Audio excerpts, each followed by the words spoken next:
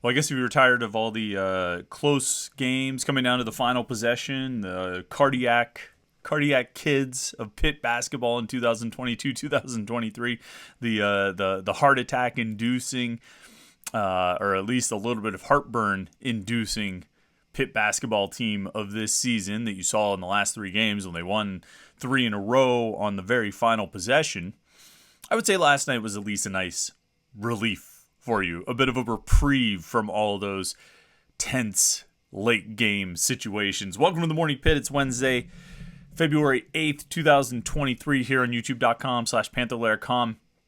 And we've obviously got a lot to talk about after Pitt's 91-57 win over Louisville last night at the Peterson Event Center. Make sure you like this video and subscribe to our YouTube channel. It's what we always ask you to do. It's what we appreciate if you do. Subscribe button's right down there. Click that thing and you will be subscribed to our YouTube channel. If you want, you can turn on notifications so you can get an alert sent to your phone at all times. Well, not at all times, but anytime we post something new at youtube.com/Panther-Lair.com, like one of these daily Morning Pitt videos or post-game press conferences. We posted last night. We posted Kenny Payne, the Louisville basketball coach.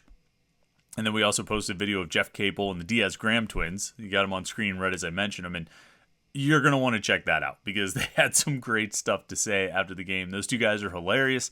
Their energy is infectious. We're going to talk about it a little bit. But you definitely want to check out the interviews with those guys. And so whenever we post those post-game videos, you can turn on notifications here at youtube.com/Panther-Lair.com. You'll get an alert sent to your phone whenever those videos go live.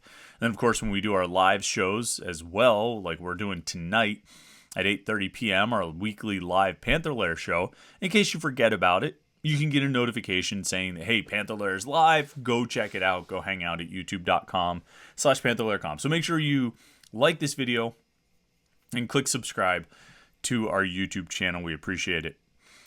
Biggest margin of victory in an ACC game ever. Pitt is just knocking down records all over the place. They've got double-digit wins in the ACC for the first time since their first year in the conference. They have set a new school record for largest margin of victory in an ACC game since joining the conference. The previous record was in January of 2014, so Pitt's first year in the league. They beat Clemson by 33 that year.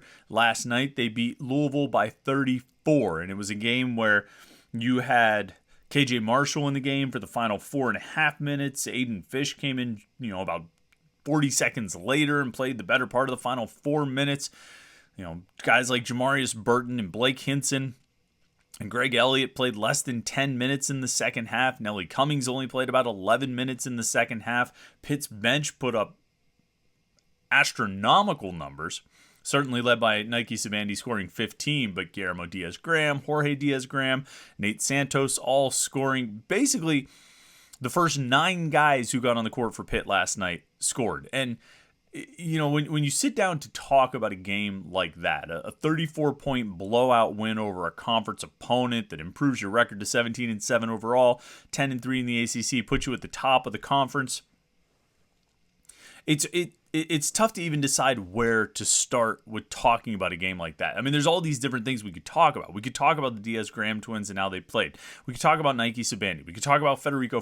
We could talk about Pitt winning a game by 34 against a conference opponent when Jamarius Burton only scores 8 points. And not necessarily because he had a bad game, but because this Pitt team as a whole was just rolling. 23 assists on 28 made baskets.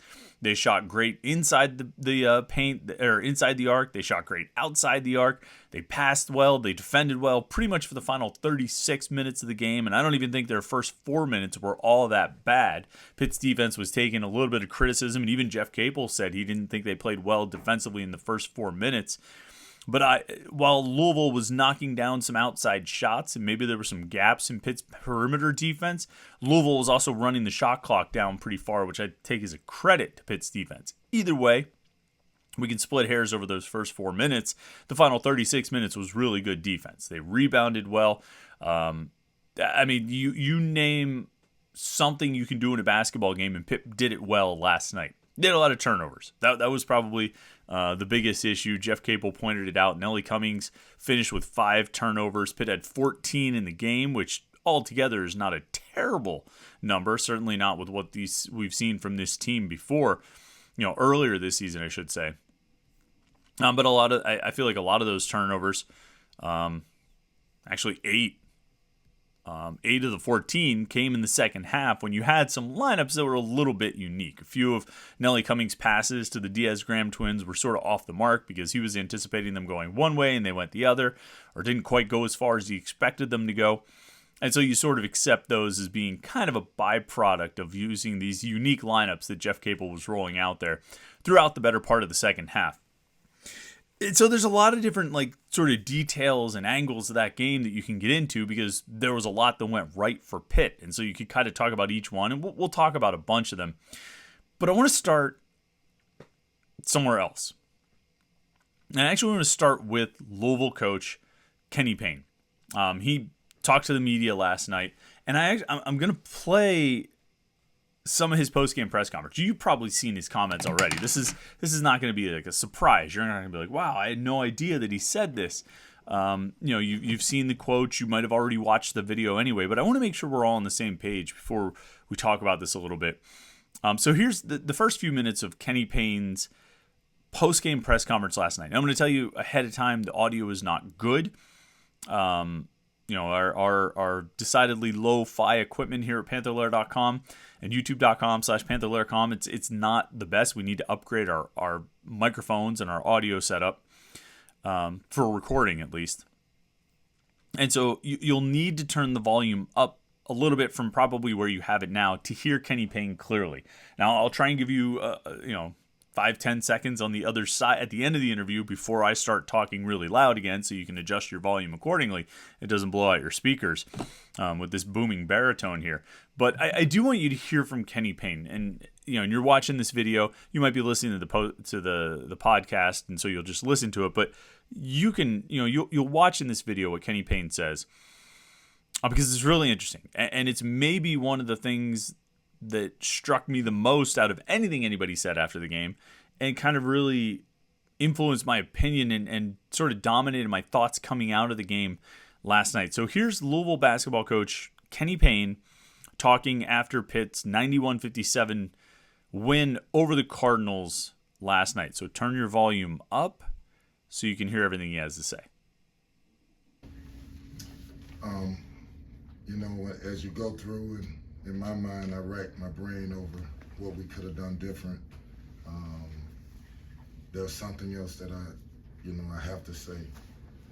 We played a lot of good teams in this conference. Guys, I'm just here to tell you that probably the most complete, the toughest team that we've faced in this conference is Pittsburgh. Tough, fight, can score a multitude of ways. They share the ball. They talk on defense. When one guy is down, I hear 4 others talking to that one that's down. When the play happened, when the big guy threw Mike James to the floor, that's what they live for.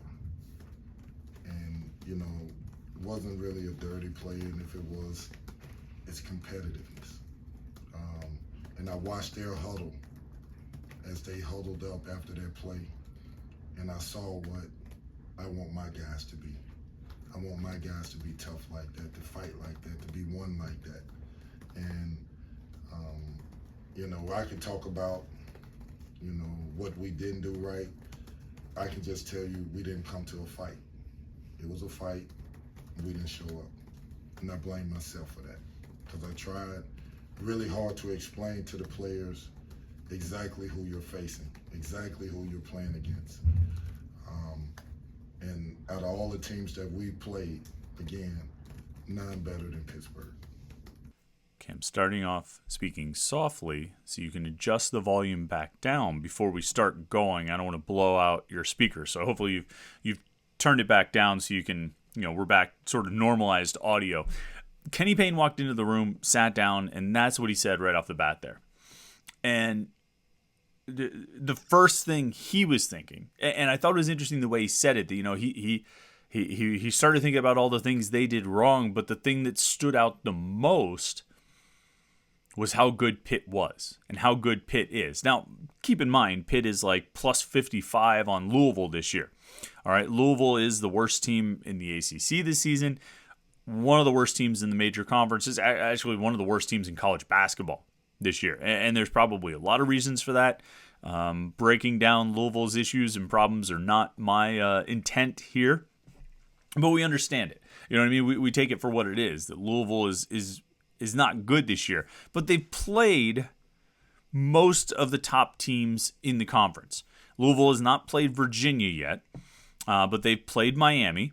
They've played NC State. They played Syracuse and Wake Forest. They've played Clemson. They've played North Carolina. Of the teams with winning records, really the only ones they haven't faced yet are Virginia and Duke out of the ACC. And so, whatever you want to say about Louisville and how bad they might be, it's undeniable that what Kenny Payne has seen the best teams in the conference, or the teams that are at the top of the league. He says, we've played a lot of good teams, and guys, I'm just here to tell you that probably the most complete, toughest team we've faced in this conference is Pittsburgh. And he talked about how difficult Pitt is to play against, and all the different things they can do offensively. And when they do one thing, if you try and defend it this way, they can do, they can read it and make plays and move the ball and all these kinds of things. But one of the things that probably, aside from the sheer praise, one of the things that stood out to me the most about what Kenny Payne said there is he said, quote, "I watched their huddle as they huddled up after their play, and I saw what I want my guys to be. I want my guys to be tough like that, to fight like that, to be one like that." And when he said it, it struck me. It hit me. I was sitting right in the front row, and I almost said, "Whoa." And the more I thought about it, when I transcribed it later, when I listened back to the quotes, I watched back to the video now. How long has it been since another coach has talked about Pitt that way? How long has it been since another coach has talked about Pitt with that kind of... How long has it been since another coach has said, we want to be like Pittsburgh? And it's not like other coaches were out there bashing Pitt. They all said nice things about Jeff Capel for the longest time. They all said nice things about Kevin Stallings for that matter. But when was the last time a coach sincerely sat at the podium and said, I want my team to be more like Pitt? I can't remember. I mean, you have to go back a long ways. Maybe that 33-point win that we talked about over Clemson back in January of 2014. Maybe the Clemson coach said it at that point. But even, non-conference mid-major teams, you don't hear it that much. You don't hear it the way Kenny Payne said it. I mean, this is a guy who just had his tail kicked, his head bashed in, his teeth, whatever you want to say. His team just got crushed, completely owned, and they have that's not the first time that's happened to Louisville. Pitt beat them by 21 earlier this season. I think it is the biggest loss, the biggest margin of defeat that Louisville has experienced this season. So there's something unique in that regard. But he sat there, a beaten, broken coach, and said, and looked at Pitt's team, roster, program, and looked at them with envy and said, I wish we were like that. And so for all the things we talk about, all the ways we try to talk about how far this program has come, and they've improved on the wins, and they've improved on the conference wins, and they've got this and they've got that they didn't have in the past, and it's been such a big step forward for this or big step forward for that. Probably the biggest sign yet, one of the biggest advertisements for the job Jeff Capel has done this season yet, one of the biggest endorsements, one of the biggest indicators that yes, this thing has taken a giant leap forward, is Kenny Payne sitting back and saying, man, I wish we were like Pitt. I wish I had Pitt's program. We've come a long, long way to be at this point. I mean, and it's remarkable. And we all know how it came together. Pitt bought a team, right? It was a good week for schools that bought a team. I think Wake Forest held on. I should check before I say it, but Miami crushed Duke the other night. Obviously, Pitt had their game with Louisville last night, and then Wake Forest beat North Carolina at home last night as well. So for the three teams that bought teams, according to Jaden Boeheim, it's been a good couple of days. So that was just remarkable to me. It was remarkable to me that Kenny Payne would say that, and the way he said it, and the sincerity with which he said it. And I don't think he was really just comparing Pitt to his team when he talks about them being the most complete, toughest team in the conference. He's played a lot of teams in this conference, and he looks around and doesn't see anybody that really stacks up. So that was what really stood out to me. That was a big part of what stood out to me. I mean, the game itself was just, it was a blowout. It was complete domination by Pitt, the likes of which we haven't really seen in a long time, certainly in a conference game. I mean, even the game at Louisville did not feel like that game last night did. I mean, it was never in doubt. It was never in question. Even when Louisville had like a lead in the first 4 minutes of the game or played it a little bit tight, I mean, you knew the offensive onslaught was about to come, and it might not let up for the entire game, and it didn't let up for the entire game. And I think it's a real credit to this team, to the maturity on the team, to the perspective on the team, the mindset on the team, the coaching on the team.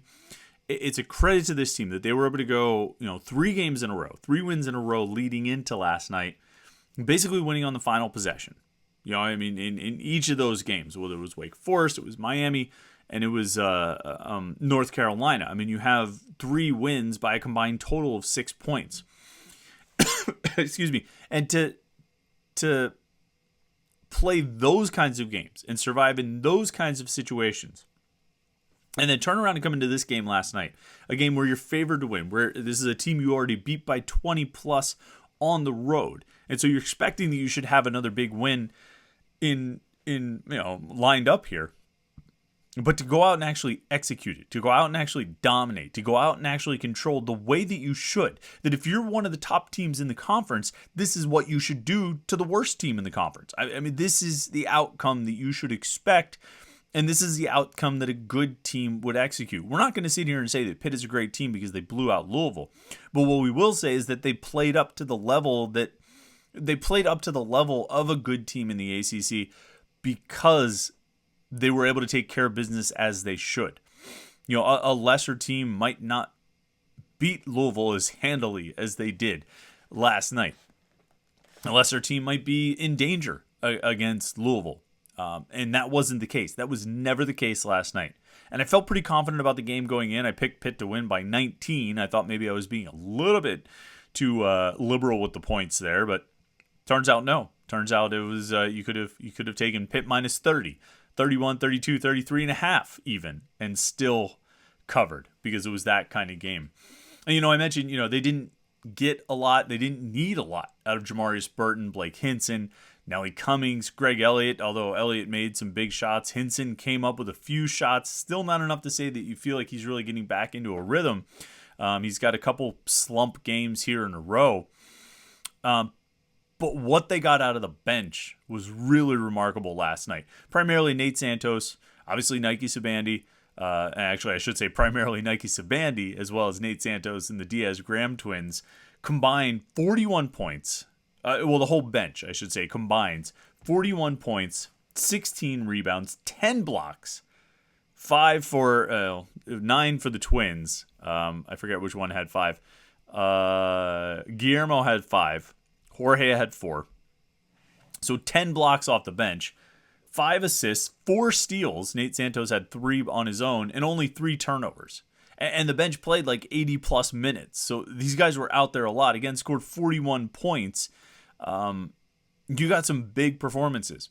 And this, it felt almost like a non-conference game against mid-major because of how much, how in control they were, how much they won by, and the fact that you kind of came out of the game saying, all right, well, you don't want Jorge Diaz-Graham out there quite as much as you had him out there last night.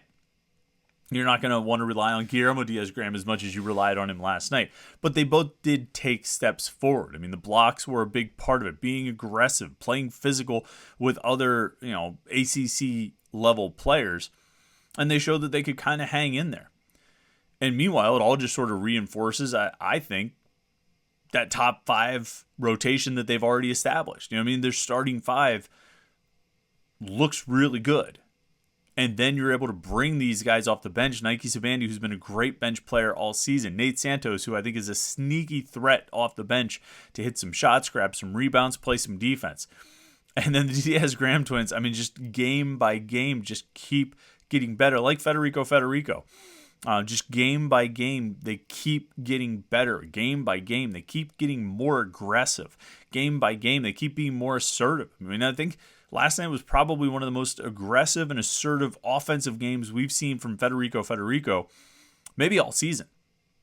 He was getting the ball inside. I don't know if they were sets that they were running, but there were interior passes, not just offensive rebounds and second chance points, but interior passes trying to work the ball inside and giving Federico an opportunity to make plays, which he did. He made a lot of plays and ended up scoring only 6 points. I'm a little surprised by that. I thought he had more than that, more than 6 points and 2 rebounds. But overall, Pitt 17 of 31 from 3. You're gonna have a hard time beating a team that shoots 55% from 3. They shot 55% from the floor, 55% from 3, 18 of 20 from the free throw line. They out-rebounded Louisville 37-30, I think it was. They did have the 14 turnovers, but they had 23 assists on 28 field goals. It was about as good a game as you're going to get, and almost, if it wasn't the biggest margin of victory in an ACC game in school history, you'd almost say sort of ho-hum. Well, yep, they won. They took care of business. It's time to move on. They got Florida State on Saturday, and they need to avenge the loss to the Seminoles, but they need to just keep taking care of business against these bottom half of the conference teams, which is true. They do. But as they continue to establish themselves as one of the teams at the top of the league, which they have done, these wins will continue and should continue to feel almost sort of ho-hum. Now, if you beat everybody by 30, I don't know if that would ever get boring or ho-hum. And I don't mean to say boring is a pejorative, but it comes to be expected. If you're going to be at the top of the league, you need to not really struggle with these kinds of games. You have to play well, you have to play hard, you have to execute and be focused and mature and all those things. But it shouldn't be, games against the bottom half of the ACC shouldn't come down to the final possession like the North Carolina game did or the Miami game did. When you're playing those better teams in the conference, you're going to have to fight all the way through and survive at the end. But when you play Louisville, when you play Boston College, when you play Georgia Tech, when you play Notre Dame, and when you play Florida State, you need to take care of business. You need to do like they did tonight, where they looked like they were clearly the superior team. You need to look like that starting as soon as Saturday when they go down to Tallahassee to take on Florida State. But either way, 34-point win. As I say, there's sort of no end to the details you can point out in this one other than to say Pitt did just about everything right. And they end up getting the largest margin of victory in an ACC game in school history. So pretty good night at the Peterson Events Center. Appreciate you tuning in this morning to get started on your day, get caught up on everything going on in Pitt sports. Don't forget, we have a live show tonight, 8:30 p.m. right here at youtube.com/Panther-Lair.com.